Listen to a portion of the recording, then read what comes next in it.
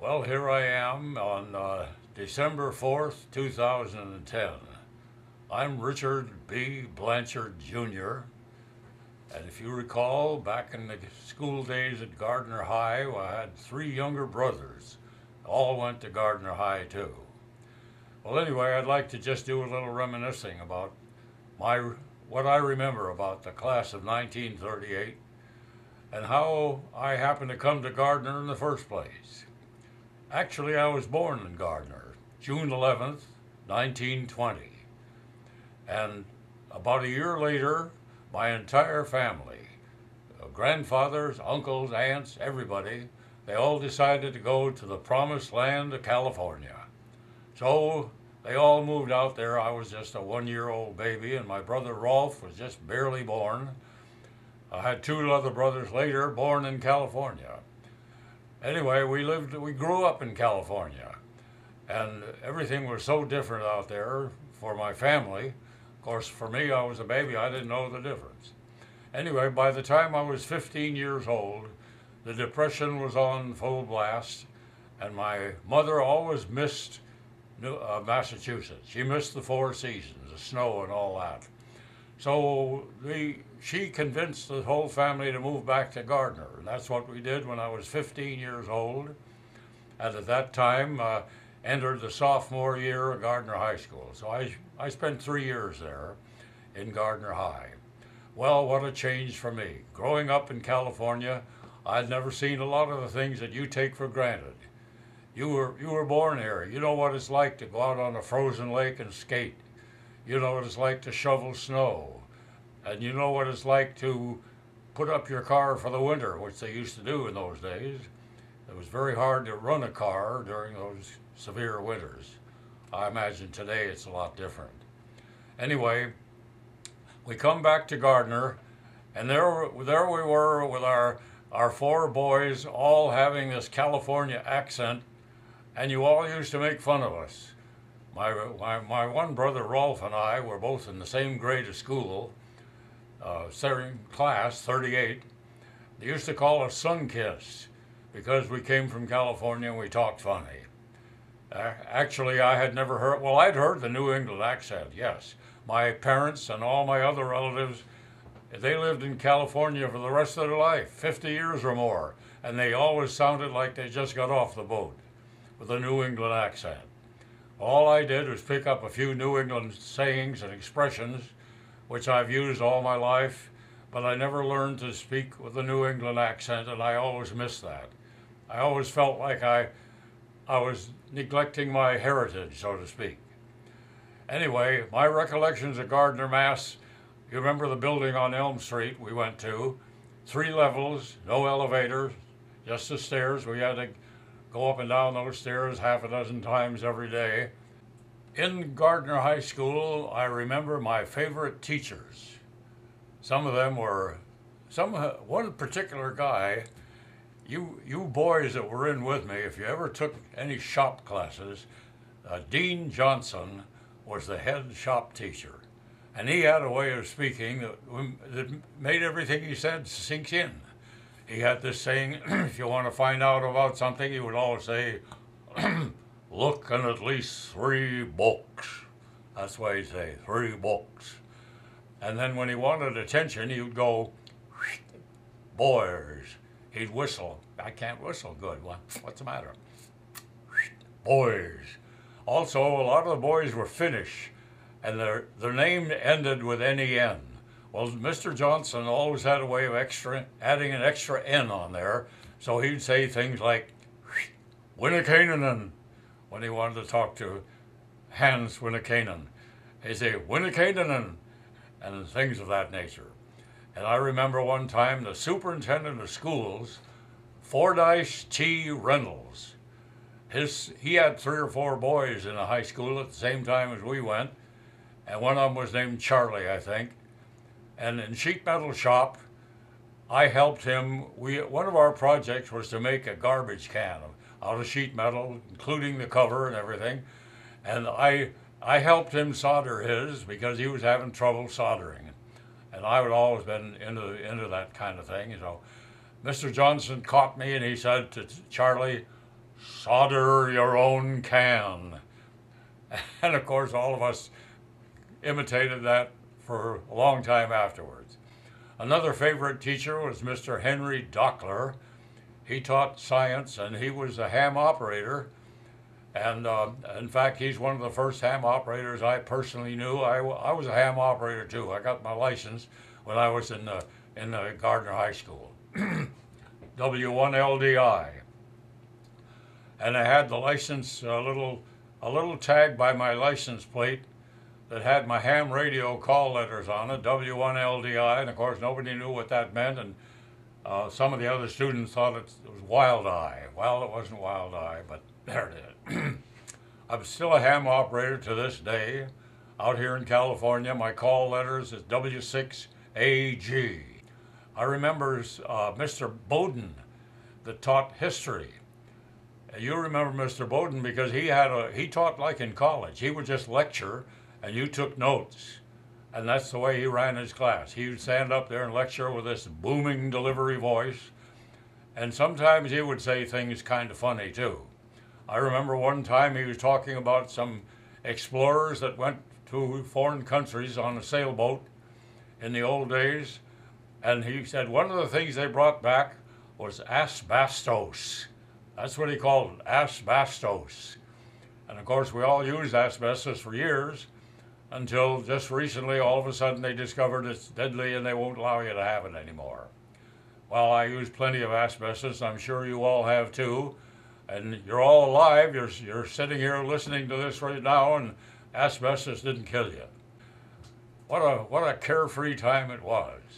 You could park your car downtown and unlock it, and nobody'd steal it. I remember downtown, especially the square down there, they had a little stand right in the middle of the square, and a cop would stand in there and direct traffic. I wouldn't be surprised today, they probably got traffic lights there, but it used to be just a cop standing there, and he'd be out there all day long in the cold, heat, didn't matter. He was there guiding the traffic. And speaking of cold, by the way, we lived on Pearl Street, right across the street from Dunn's Pond. And at the time, I went over trying to ice skate, and I just never could stand that cold. I mean, all you people that grew up there were used to it and knew how to handle it, but my feet would get so cold I couldn't take it. I do remember one other thing, though, that sometime we'd take our cars out and drive it around on the ice and spin around and things like that. Never fell in. If the ice is only about 3 inches thick, you could drive a Model A Ford on it. Now, what else was I going to talk about? I know. When we first moved back to Gardner, we rented a house out on Woodland Avenue, out right near the end where it joins Green Street. We were about the last house on the line there. I forget the number. But this was a new experience for me because it's the first time I'd ever seen a cellar in a house, first time I'd ever seen a furnace. In California, nobody has a cellar, and today they have furnaces built into the house, a gas furnace or something, but this one in Woodland Avenue was a coal furnace.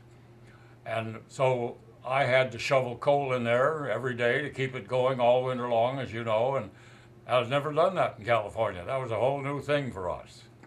One more thing about coal reminds me of an incident at Gardner High School.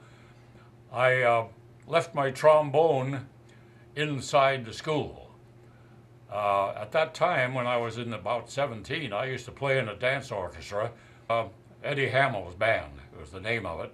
We used to play out at the Fairway Ballroom near the airport, and we played all over New England in different dance halls and so on. Also in the high school band with Mr. Redmond as the director, we also played all over all the football games, wherever they were. The bus would take us out there and we'd play at the football game. Even in the snow and ice, didn't matter. We'd be out there playing the best we could. We also went to band competitions all over New England, and that was fun too. The bus rides were more fun than the band competition. I still remember those bus rides. Wow. Anyway, getting back to coal, Gardner had this, the high school had a great big furnace in the basement, and they had a coal chute. Well, I left my trombone in there one night, one day, or whatever time I left it, and all of a sudden I realized I got a job that night playing, and I had to get my trombone. Well, I've never told this before, and it's a mystery that's never been solved, but now I'm going to solve it. I went over to the high school, and all the doors were locked, but the coal chute was open. So I went in the coal chute, and I jumped down onto the pile of coal. By the way, they use that round, little, small size, round, hard coal. So when you jumped on it, it was like jumping on almost like a pile of gravel. It wasn't very hard, it didn't hurt. I jumped down on the coal, I got out into the building, and I went to the room where the trombone was, and it was locked. Well, there was a door there with panes of glass about, say, 10 to 12 inches square, and one of them was real close to the doorknob. So I put my foot up there and I punched a hole through I punched that glass out, and I cut the back of my ankle pretty bad. It was bleeding. So I probably left all kinds of DNA there. Anyway, I reached in, unlocked the door, got my trombone, and then of course I went out through the door because I could open it from the inside. Nobody ever figured out who broke that window, and I never said anything either until today. I remember, oh yes, I remember all the assemblies. We had some pretty good assemblies, if you remember. One time, who's that woman pilot? Amelia Earhart came and gave a talk at the high school. And of course, playing in the band, we'd sit right down by the stage a lot of times. And if the band was going to play in the assembly, we'd be there, so we could just look up on the stage and we'd be just a few feet from whoever the famous person was. Anyway, I've been talking here for quite a while.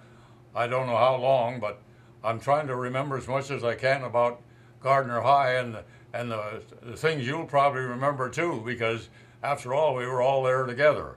The only thing is the after-school activities, the parties at people's houses and all that, I never got in on any of that, and I've regretted it all my life, but that's life, you know. I was determined to get into showbiz, and I did. I spent my whole career first as a musician, then I became a radio announcer and went into radio for quite a few years, and then into TV out here in California. That's another thing. After I got out of school, I went in the Army during the war. After the war, back to California. Well, that's another story. As far as the high school band is concerned, we played at those assemblies, but then also every once in a while I would get up and play a trombone solo on the stage. I would play Danny Boy, and I would be accompanied by Jane Greenwood, who played the piano. So there we had those duets. Well, years later, at about our 50th anniversary or so, I went back there in a motorhome, and I met Jane, and she still looked just as pretty as ever. I understand that sometime later than that, she and Gould Coleman, another classmate, both of them widowers, and they got married, and they're married today. Congratulations to Jane and Gould. I know you're being very happy together, and I've outlived myself, all my 3 younger brothers, 2 wives, and here I am at 90 years old living all by myself. So that's my story, and I'd sure like to hear yours. And please send in your name and address to the address on the website. And also, if you would make a video and send me the video, I'll put that on the website too. It would be nice to have more than one video on the website from other members of the class of Gardner High School, 1938. And until the next time we meet, I hope you enjoy this website, and I hope you enjoy my reminiscences. I probably left out a lot of stuff, but I can't remember everything. And so long until tomorrow.